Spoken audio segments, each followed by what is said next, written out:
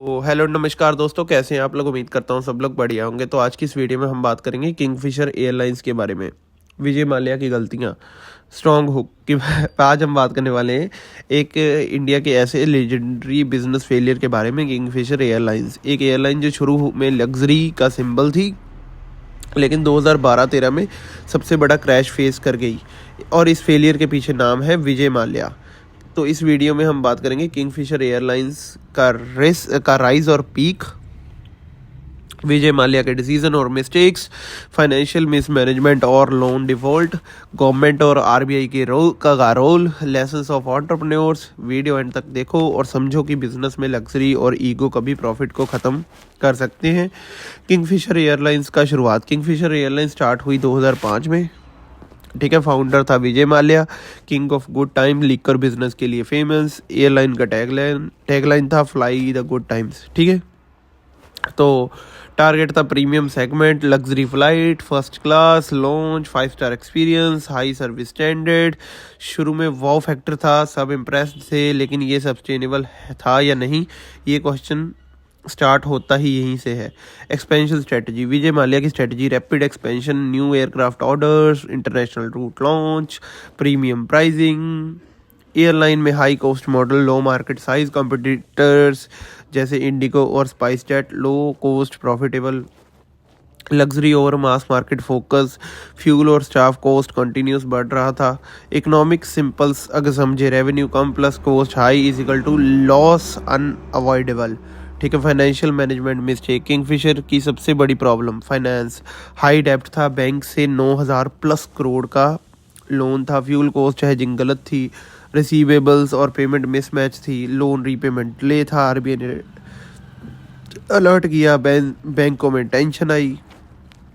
Personal brand versus business focus, Vijay Mallya का lifestyle और sponsorship, IPL sports, IPL airline की priority पीछे चली गई।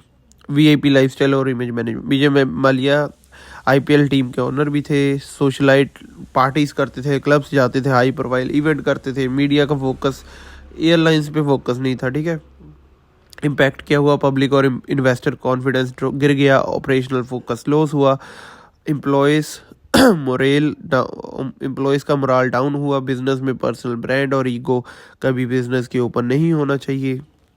ठीक है, कंपटीशन का इम्पैक्ट, 2007-12 पीरियड में इंडिया में low cost airline boom, IndiGo, SpiceJet, GoAir, low cost airline का मॉडल, हाई एफिशिएंसी,